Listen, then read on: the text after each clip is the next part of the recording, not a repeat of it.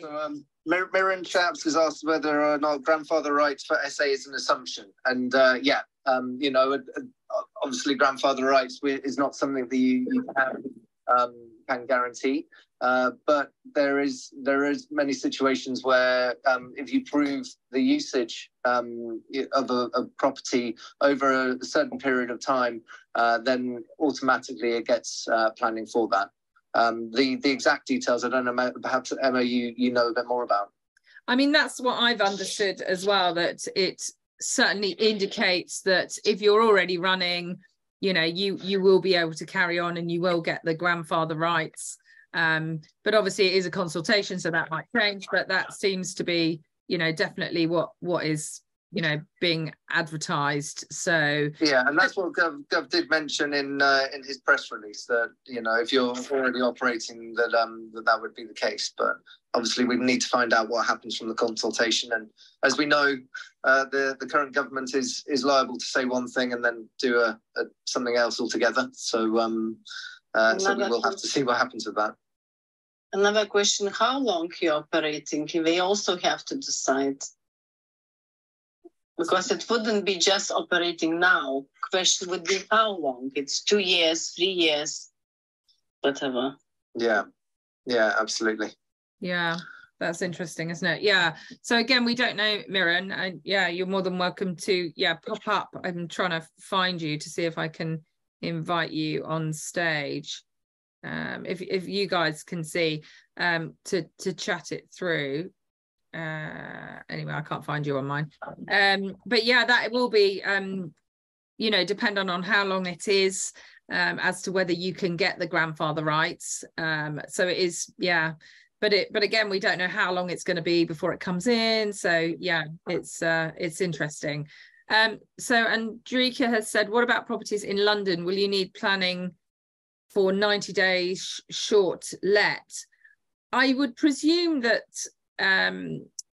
it will remain as it currently is, because you can get planning in London to change to serviced accommodation, can't you? Or to, so, or you this will be an interesting one to see, won't it? I mean, are they going to change the places that already have actions in place? Or is it going to be a consultation that affects everywhere across the board? Or is London going to operate separately as it currently does?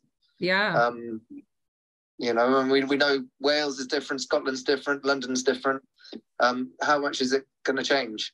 Will Wales and Scotland follow suit and do what we do? Is it going to be, is it going to happen in London? Or will they decide that actually it's going to be a 90-day situation in England?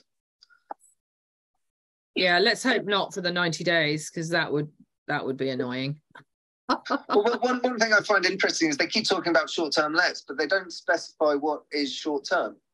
You know, I know people who are doing short-term lets for over a year, which you could effectively do on an AST, and actually is one of those complicated grey areas where there has been a landlord who did do it for over a year and was considered to have been on an AST.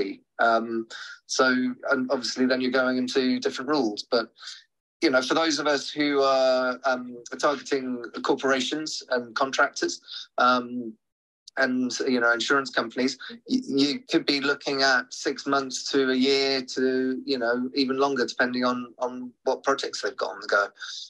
You know, I know some companies who rent out apartments around the world, you know, on a pretty much permanent basis, but it's done by the company rather than the individual.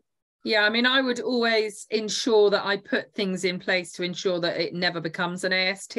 So even if it's long term, months or whatever, always ensure that you're, you know, having, you know, your terms and conditions are always re-signed. There's no sort of right to stay ever. If you need to go into the property and do whatever it is that you need to do, you go in. You know, that it must be a very clear line that there is no right to stay and it doesn't fall into that AST. So yeah, that's something to be really aware of. So James has raised a question and has come onto the stage. James, did you want to tell us your thoughts? introduce yourself and tell us your thoughts, James? If not, I'll read it for him. So James has said, unfortunately, many of the avenues for the small investor to build wealth in the UK are being closed. Oh, I'm not really sure I agree with that one. I don't know about you guys. Ingrid, how do you feel about that? Do you think that small investors are, you know, the opportunities are being reduced? No, I don't think so. To be honest, nothing. No one done anything. It maybe depends on yourself. How if you're reducing yourself, you're reducing yourself. But I didn't hear anything. Honestly. Well, I have to say, I felt very much this several years ago when I was trying to work from a job and, you know, build up a portfolio slowly. I did feel that, you know, a lot of government legislation seemed to be targeting me and stopping me being able to step up above the level that I wanted to. But now I've gone more involved into it. Now it is a more of a key focus rather than a side focus. I'd say it's, you know, the possibilities are there, and it is actually easier to step up. I think the difference is, and I do agree with James on this in some terms, if you look at what Dove said in his press release, he is saying that, you know, he was sort of insinuating that the people he's concerned about are the ones with the second homes, the ones who rent out their homes to make extra income. You know, not necessarily people who need to do it from a business point of view, but people who are just making that extra $6,000 a year on top of their current salary by letting rooms. And this is the Airbnb target audience, which is why Airbnb have been criticised more than any other portal. For those of us who are actually small businesses, we're using the other portals. You know, Booking.com will give me far more bookings than Airbnb, but also I'm targeting direct marketing. So there is definitely a difference between, you know, the investor who's trying to get a little bit more. They do, in my opinion, seem to be being attacked a little bit more by government legislation but the small companies are being encouraged, and this was something that Gov did put out in his press release. So he still wants to encourage small businesses to have that success. So I can definitely see his point, but I think it's a mindset shift. Either invest, you know, on a bigger scale, start to look at it more of a serious company, or get involved with people who are doing it on a more serious scale and investing as a small company, small to medium company. Yeah, I'd completely agree with that. I think, you know, to say that, I think definitely there's always lots of legislation and we can feel like, you know, we're being penalised, and I completely get that, and I completely agree.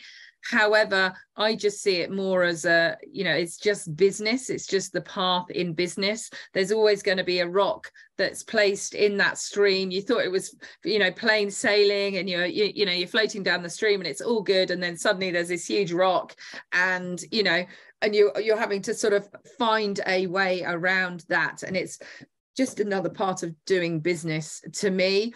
Is there still massive opportunities? Can you still build wealth in the UK as a small property investor? Absolutely. But I do feel that you have to have that knowledge, that education. And I think there's so much out there where you don't know what you don't know. And if you see other people being successful and growing, building their wealth, then I would say, you know, it's go and find out, well, what exactly is it they're doing? And it's interesting, actually, I'm reading a really fantastic book by Wallace D. Wattle, The Science of Getting Rich. And one of those things is when you look around you, if there are other people in your area doing the same things as you who are successful, and there are others who are doing pretty much looking like exactly the same things, they're just doing things in a different way. So there's still the opportunities to get there. It just may be that you need more knowledge or more support or whatever it is. So I totally agree, Hamish, and Ingrid as well. I think it's a mindset thing, and it's just part of sort of doing business, so to speak. Sorry.